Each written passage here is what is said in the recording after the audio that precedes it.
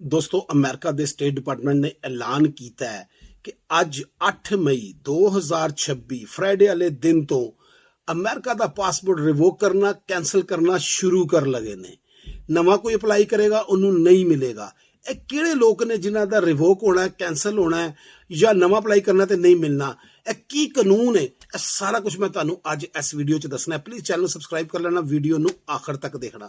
ਤੇ ਦੋਸਤੋ ਅੱਜ 8 ਮਈ ਤੋਂ ਇਹ ਆਪਰੇਸ਼ਨ ਸ਼ੁਰੂ ਹੋ ਰਿਹਾ ਹੈ ਉਹ तमाम ਲੋਕਾਂ ਵਾਸਤੇ ਜਿਹੜੇ $2500 ਜਾਂ 2500 ਤੋਂ ਜ਼ਿਆਦਾ ਡਾਲਰ ਜਿਨ੍ਹਾਂ ਦੇ ਉੱਤੇ ਚੜ ਗਿਆ ਕਿਸ ਮਾਦੇ 'ਚ ਚਾਈਲਡ ਸਪੋਰਟ ਦੇ, ਯਾਨੀ ਉਹ ਚਾਈਲਡ ਸਪੋਰਟ ਦਿੰਦੇ ਨੇ, ਉਹਨਾਂ ਦੀ ਡਿਵੋਰਸ ਹੋ ਚੁੱਕੀ ਹੈ ਜੋ ਵੀ ਮਾਮਲਾ ਹੈ, ਲੇਕਿਨ ਉਹ ਚਾਈਲਡ ਸਪੋਰਟ ਕੋਰਟ ਨੇ ਕਿਹਾ ਕਿ ਤੁਸੀਂ ਦੇਣੀ ਹੈ ਔਰ ਉਹ ਨਹੀਂ ਦੇ ਰਹੇ ਔਰ $2500 ਜਾਂ 2500 ਤੋਂ ਜ਼ਿਆਦਾ ਉਹਨਾਂ ਦੇ ਸਿਰ ਤੇ ਇਸ ਟਾਈਮ ਪੈਂਡਿੰਗ ਹੈ। ਉਹਨਾਂ ਸਭ ਦੇ ਪਾਸਪੋਰਟ ਕੈਂਸਲ ਹੋ ਰਹੇ ਨੇ, ਰਿਵੋਕ ਹੋ ਰਹੇ ਨੇ। ਅਗਰ ਨਵਾਂ ਅਪਲਾਈ ਕੀਤਾ ਤੇ ਉਹਨਾਂ ਨੂੰ ਨਹੀਂ ਮਿਲੇਗਾ। ਨੋਟਿਸ ਆਣੇ ਸ਼ੁਰੂ ਹੋ ਜਾਣਗੇ। ਕੁਝ ਹਜ਼ਾਰ ਲੋਕਾਂ ਦੇ ਉਹਨਾਂ ਨੇ ਆਲਰੇਡੀ ਕਰਤੇ ਨੇ। ਉਹ ਲੋਕਾਂ ਦੇ ਜਿਨ੍ਹਾਂ ਦੇ 1 ਲੱਖ ਤੇ ਰਕਮ ਪਹੁੰਚ ਗਈ ਸੀ ਉਹਨਾਂ ਦੇ ਤੇ ਆਲਰੇਡੀ ਕਰਤੇ ਨੇ। ਬਾਕੀਆਂ ਨੂੰ ਨੋਟਿਸ ਆ ਰਹੇ ਨੇ। ਅੱਜ ਤੋਂ ਇਹ ਕੰਮ ਸ਼ੁਰੂ ਹੋ ਜਾਣਾ ਹੈ। ਇਹ ਕੋਈ ਨਵਾਂ ਕਾਨੂੰਨ ਨਹੀਂ, ਇਹ ਕਲਿੰਟਨ ਦੇ ਦੌਰ ਦਾ ਕਾਨੂੰਨ ਹੈ। $2500 ਕਲਿੰਟਨ ਨੇ ਹੀ ਇਹਦੀ ਲਿਮਟ ਰੱਖੀ ਸੀ ਕਿ ਬਈ ਤਾਂ ਕਿ ਬੱਚਿਆਂ ਦੀ ਹਿਫਾਜ਼ਤ ਕੀਤੀ ਜਾ ਸਕੇ, ਉਹਨਾਂ ਨੂੰ ਖਰਚੇ ਮਿਲੇ, ਉਹਨਾਂ ਦੇ ਮਾਮਲਾ ਚੱਲਣ। ਇਹ ਬੱਚਿਆਂ ਦੇ ਤੇ ਉਹਨਾਂ ਦੀ ਮਾਵਾਂ ਦੇ ਫਾਇਦੇ ਵਾਸਤੇ ਵੇ। ਦੂਸਰੀ ਗੱਲ ਇਹ HHS ਦੇ ਅੰਡਰ ਹੈਲਥ ਹਿਊਮਨ ਜਿਹੜੀ ਸਰਵਿਸਿਜ਼ ਨੇ ਉਹਨਾਂ ਦੇ ਅੰਡਰ ਇਹ ਸਾਰਾ ਪ੍ਰੋਗਰਾਮ ਹੁੰਦਾ ਹੈ।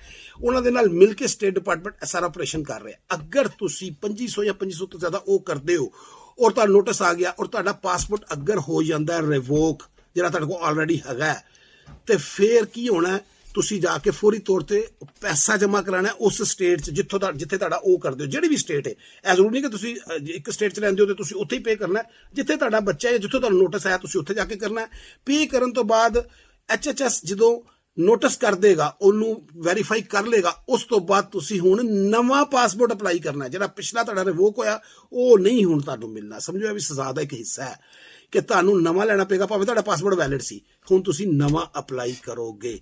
ਔਰ ਇੱਕ ਬੜੀ ਇੰਪੋਰਟੈਂਟ ਗੱਲ ਇਮੀਗ੍ਰੈਂਟਸ ਵਾਸਤੇ ਕਿ ਇਹ ਸਿਰਫ ਤੁਹਾਡੇ ਵਾਸਤੇ ਨਹੀਂ ਗਾ, ਇਹ ਪੂਰੇ ਅਮਰੀਕਾ ਵਾਸਤੇ। ਅਮਰੀਕਾ ਦੇ ਹਰ ਬੰਦੇ, ਹਰ ਸ਼ਹਿਰੀ ਜਿਹਦੇ ਕੋਲ ਅਮਰੀਕਾ ਦਾ ਪਾਸਪੋਰਟ ਹੈ ਉਹਦਾ ਰਿਵੋਕ ਹੋ ਜਾਣਾ ਜੇ ਉਹਨੇ 2500 ਜਾਂ 2500 ਤੋਂ ਜ਼ਿਆਦਾ ਉਹ ਕਰਦਾ ਹੈ। ਬੜਾ ਅੱਛਾ ਕਾਨੂੰਨ ਹੈ ਸਾਰਾ ਜੀ। ਬੱਚਿਆਂ ਵਾਸਤੇ ਮਸਲਾ ਬਣਦਾ ਤੇ ਉਹਨਾਂ ਨੇ ਇਸ ਵਾਸਤੇ ਇਹ ਸਿਸਟਮ ਬਣਾਇਆ ਸੀ। ਤੇ ਹੁਣ ਨੋਟਿਸ ਆਣੇ ਸ਼ੁਰੂ ਹੋ ਜਾਣਗੇ ਜਿਨ੍ਹਾਂ ਦੇ ਇਹ ਮਾਮਲਾ ਹੈਗਾ। ਜਿਹੜੇ ਵੀ ਇਹ ਵੀਡੀਓ ਦੇਖ ਰਹੇ ਨੇ ਉਹਨਾਂ ਦਾ ਅਗਰ ਇਹ ਮਾਮਲਾ ਤੇ ਪਲੀਜ਼ ਆਪਣੇ ਪੈਸੇ ਜਲਦ ਤੋਂ ਜਲਦ ਪੇ ਕਰਕੇ ਆਪਣਾ ਪਾਸਪੋਰਟ ਬਚਾਓ।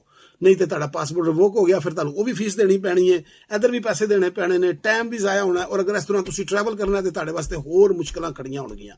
ਤੇ ਇਸ ਵਾਸਤੇ ਉਹਨਾਂ ਨੇ ਤੁਹਾਨੂੰ ਪਹਿਲੇ ਨੋਟਿਸ ਭੇਜਣੇ ਜੇ। ਕੋਈ ਨਵਾਂ ਕਾਨੂੰਨ ਨਹੀਂ ਗਾ, ਪੁਰਾਣਾ ਕਾਨੂੰਨ ਹੈ। ਆਪਰੇਸ਼ਨ ਜ਼ਰਾ ਸਖਤ ਕਰ ਦਿੱਤਾ ਗਿਆ ਹੈ।